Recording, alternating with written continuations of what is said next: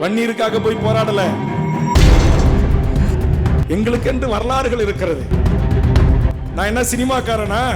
இன்னும் அவனுக்கு இருக்கிற சோப்பு தோல் எனக்கு இருக்குதா? நான் கேரியர்ல ரொம்ப உச்சத்துல இருக்கிறேன். என்னைக்கு உச்சத்துக்கு போனாலும் ஒரு நாளைக்கு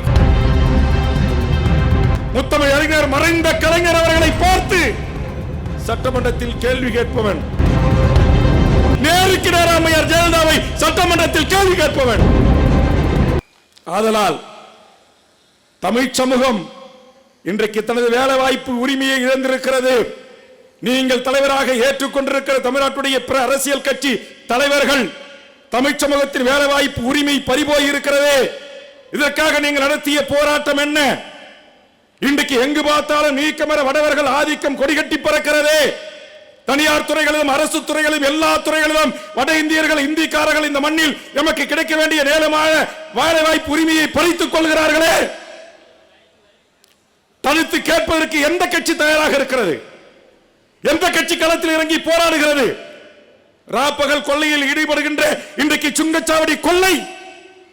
இன்னைக்கு தருமபுரிக்கார சேலத்துக்கு ஒரு நல்லது கெட்டது துணிமணி எடுக்க ஒரு ஹாஸ்பிட்டலுக்கு ஒரு சாவு வாழ்வுக்கு போக முடியல. போகும்போது 100 கூட, வரும்போது 100 கூட. கிருஷ்ணகிரிக்கு போக முடியல. போகும்போது 100 கூட, வரணும் 100 கூட. ராப்பகல் கொள்ளையை இடுகிறான். கொள்ளை அடிப்பவனிடத்தில் ஜனநாயக ரீதியாக போராடி போராடி பார்த்துவிட்டு இந்த நாட்டில் சுங்கச்சாவடிகளை தேதி நாள் மணி குறித்து விட்டு இது ராப்பகல் கொள்ளை, இது என் மண்ணில் அனுமதிக்க முடியாது என்று அடித்து நொறுக்கிய கட்சி தமிழக வாழ்வுரிமை கட்சி. அதோடு மட்டுமா, எங்கள் தென் மாவட்ட சீமையிலே உற்பத்தியாகி தென் மாவட்டத்திலே மக்களுக்கு பயன்பட்டு கடைசியாக எங்கள் தமிழ்நாட்டிலேயே கடலில் கலக்கின்ற எங்கள் நதி தாமிரபரணி. அந்த தாமிரபரணி நீரை உறிஞ்சி கோக் நிறுவனங்களும் பெப்சி நிறுவனங்களும் பிராண்டா நிறுவனங்களும் பன்னாட்டு பணக்கார மிகப்பெரிய மதுபான ஆலைகள் உள்பட நீரை உறிஞ்சான். தமிழ்நாட்டில் இருக்கிற 186 கட்சி உலக யுத்தம் என்று ஒன்று வந்தால் இன்னும் ஒரு 25 ஆண்டு காலத்தில் அது நீருக்காக வரும் என்று நீரியல் வல்லுநர்கள் குறிப்பிடுகிறான். அதை கருத்தில் கொண்டு தமிழ்நாட்டில் ஒரு கட்சி தான் எங்கேயோ இருக்கிற திருநெல்வேலி கங்கை கொண்டானில் நீரை உறிந்தால் பண்டுட்டி அருகே புலியூர் என்கிற முந்திரி காட்டில் பிறந்த வேல்முருகனுக்கு என்ன, இங்கே அமர்ந்திருக்கிற என் கட்சியினுடைய உறவுகளுக்கு என்ன என்று நாங்கள் அமைதி காக்கவில்லை. இங்கிருந்து படதிரட்டினோம், அப்பகுதி மக்களையும் படதிரட்டினோம். அந்த கங்கை கொண்டான் கோக் பெப்சி என்கிற பன்னாட்டு பணக்கார அமெரிக்கா நிறுவனத்திற்கு எதிராக போராடி 15க்கு மேற்பட்ட என் கட்சியினுடைய முன்னணி நிர்வாகிகள் ரத்தம் சிந்தி கோக் பெப்சி நிறுவனத்தின் தண்ணீர் உறிஞ்சி எடுப்பதை தடுத்து நிறுத்திய இயக்கம் தமிழக வாழ்வுரிமை கட்சி. இது மண்ணுக்கானது, மக்களுக்கானது. வன்னியருக்காக போய் போராடல, தமிழருக்காக நாங்கள் போராடணும்.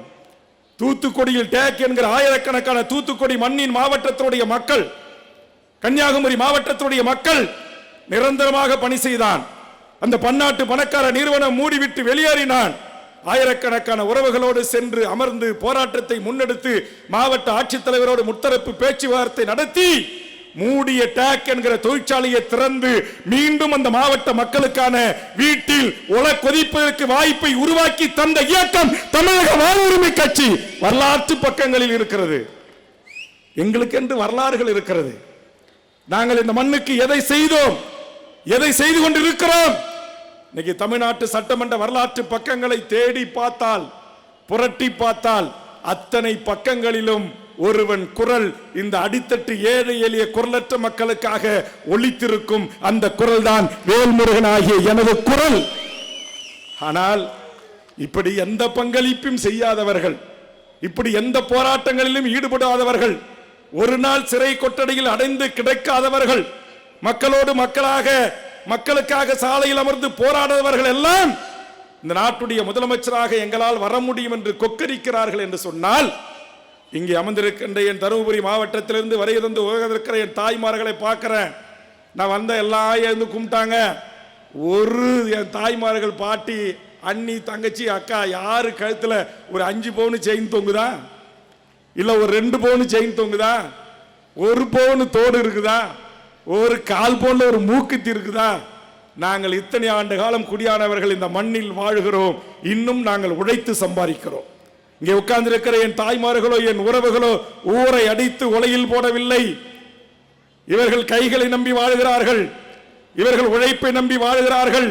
இந்த உழைப்பை நம்பி வாழ்கின்ற இந்த மண்ணின் பூர்வீக குடி மக்களின் வாழ்க்கை தரம் எந்த அளவுக்கு உயர்ந்திருக்கிறது, இவருடைய வாழும் முறையில் என்ன மாற்றம் இருக்கிறது, இவர்களுக்கான ஒழுகாத வீடு இருக்கிறதா, இவர்களுக்கான 3 வேளை உணவு உறுதி செய்யப்பட்டிருக்கிறதா, இவர்கள் வீட்டுக்கு ஒருவருக்கு அரசு வேலை தரப்பட்டிருக்கிறதா, இவர்கள் வீதிகளிலே சாலை வசதி இருக்கிறதா, இவருடைய குழந்தை செல்வங்கள் படிப்பதற்கான தேவையான கல்வி, ஆரம்ப கல்வி முதல் ஆராய்ச்சி கல்வி வரை இலவச கல்வி இந்த ஏழை எளிய இந்த குடியான மக்களுக்கும் இந்த மண்ணின் பூர்வீக குடி மக்களாக இருக்கிற என் தமிழ் குடி உறவுகளுக்கும் கிடைத்திருக்கிறதா? இதையெல்லாம் சட்டமன்றத்தில் இந்த மக்களுக்காக, இந்த குரலற்ற மக்களின் குரலாக, சாதி மதங்களை கடந்து என் மண்ணில் வாழ்கின்ற 7 கோடி மக்களின் உணர்வுகளை மதித்து ஒரு குரல் இன்றைக்கு ஓங்கி ஒலித்துக் கொண்டிருக்கிறது. அது வேல்முருகன் குரல் என்பதற்காகத்தான். இன்றைக்கு இஷாத் அலி போன்றவர்கள், ராபர்ட் போன்றவர்கள், இன்றைக்கு நூற்றுக்கணக்கான என் உறவுகள், எங்க அருமை தம்பி சரவணன், நம்முடைய தோமணி, நம்முடைய பிரசாந்த் போன்ற முன்னணி நிர்வாகிகளுடைய அந்த வேண்டுகோளை ஏற்று இயக்கத்திலே சேர்ந்திருக்கிறார்கள். சேலத்திலே தம்பி மோகன்ராஜ், செல்வம் போன்றவர்கள், நம்முடைய பிரம்மமூர்த்தி போன்றவர்கள், நம்முடைய ஐயப்பன் போன்றவர்கள், ராஜ்குமார் போன்றவர்கள், தம்பி சுரேஷ் போன்ற, யுவராஜ் போன்ற எண்ணற்ற கட்சியின் முன்னணி தலைவர்களுடைய உழைப்பால் இன்றைக்கு நாள் ஒன்றுக்கு பல்லாயிரக்கணக்கான உறவுகள் சேர்ந்து கொண்டே இருக்கிறான். அத்தனை பேரும் நான் பிறந்த வன்னியர் சமுதாயத்தை சார்ந்தவர்கள் அல்ல. இந்த தமிழர் நிலத்தில் வாழ்கின்ற அத்தனை தமிழ் குடிகளும் என் சட்டமன்ற நடவடிக்கையை பார்க்கிறான், என் சட்டமன்ற பேச்சை பார்க்கிறான், என் மக்களுக்கான போராட்டத்தை பார்க்கிறான், என் முகநூல் பக்கங்களை பின்தொடர்கிறான். ஒரு மனிதன் 24 மணி நேரமும் ஓய்வில்லாமல் இந்த மண்ணுக்கும் மொழிக்கும் இனத்திற்குமாக ஓடோடி கொண்டிருக்கிறானே, நம்மில் பிறந்த ஒருவன் அவனுடைய கரத்தை பலப்படுத்த வேண்டும் என்கிற ஒரே நோக்கத்தை தவிர வேற எந்த நோக்கமும் இல்லை. என் தம்பி பாஸ்கராக இருக்கலாம், புதிதாக இருந்த செந்திலாக இருக்கலாம், தம்பி வழக்கறிஞராக இருக்கலாம், சிலம்பாக இருக்கலாம், பிரபுவாக இருக்கலாம், எண்ணற்ற தமிழ் சமூகத்தின் ஆளுமைகள். இன்னைக்கு கிருஷ்ணகிரியில் இங்க வந்திருக்கிற குமார், சிபிஎஸ் கார்த்திக், தம்பி ஐயப்பன் போன்ற எண்ணற்ற உறவுகள், நெப்போலியன் அவருடைய ஒழுங்கில், அவருடைய சொந்த முயற்சியில் எண்ணற்ற தம்பிகள். இன்றைக்கு முத மோகன்ராஜ் அமீர் திருநாகரசு இட்டாங்க. அதுக்கு பிறகு இன்றைக்கு சேலம் முழுக்க அத்தனை தொகுதிகளிலும் இன்றைக்கு தம்பி தங்கம் போன்றவர்கள், வைரம் போன்றவர்கள், எத்தனை ஆளுமைகள் கிடைத்திருக்கிறார்கள். எதற்காக கிடைத்திருக்கிறாங்க? இன்றைக்கு கோயம்புத்தூரிலிருந்து இங்கே என் அருமை உறவுகள் மிகப்பெரிய இணைப்பு தேதி வேணும். நெப்போலியன் வர 30ஆம் தேதி 2000 பேரை நான் திரும்பவும் கிருஷ்ணகிரியில் இணைக்கணும், தேதி கொடுங்க. எதற்காக கேட்கிறார்கள்? நான் என்ன அரிதாரம் பூசிய நடிகனா? நான் என்ன சினிமாக்காரனா? இன்னும் அவனுக்கு இருக்கிற சோப்பு தோல் எனக்கு இருக்குதா? இல்ல அவங்கள மாரி ஒரே படத்துக்கு 400 கோடி 500 கோடி வர்றேன். நான் கேரியர்ல ரொம்ப உச்சத்துல இருக்கிறேன். என்னைக்கு உச்சத்துக்கு போனாலும் ஒரு நாளைக்கு கீழே வந்துதான் ஆகணும். அப்படியெல்லாம் நான் சொல்றேனா? சொல்லல. என்கிட்ட என்ன கவர்ச்சி இருக்கு? என்ன இன கவர்ச்சி இருக்கு? இல்ல ஏற்ற இறக்கத்தோட பேச்சு திறமை இருக்கா? இல்ல நான் பாடுவேனா? இல்ல என் தம்பி மாரிமுத்துக்கு நிகராக நான் பேசுவேனா? எதுவும் கிடையாது. ஆனால் இங்கே உட்கார்ந்து இருக்கிற என் தாய்மார்கள், என் இளைஞர்கள், என் நாளைய மாணவர் சமூகத்தினுடைய வாழ்வியல் முறையை, அவருடைய வாழ்க்கை முறையை என் அடி மனதிலிருந்து, என் உள் மனதிலிருந்து உள்வாங்கி அந்த ஏழை எளிய மக்களுடைய வழிகளை குறித்து இந்த நாட்டை ஆளுகின்ற வர்க்கத்தை நோக்கி நேருக்கு நேராமையார் ஜெயலலிதாவை சட்டமன்றத்தில் கேள்வி கேட்பவன், முத்தமிழ் அறிஞர் மறைந்த கலைஞர் அவர்களை பார்த்து சட்டமன்றத்தில் கேள்வி கேட்பவன். நான் பேசுறேன் அப்படிங்கிறதுக்காக என் ஊர்ல இருந்து எங்க தங்கை சந்திரா உள்ளிட்ட என் நிர்வாகிகள்லாம் வந்திருக்கிறாங்க. நான் வந்த உடனே திட்டனேன் அமராவதியை, உனக்கு எதுக்கு இவ்வளவு தூரம் செலவு பண்ணிட்டு நீ தருமபுரிக்கு வரீங்க, ஏன் வரீங்கன்னு திட்டனேன்.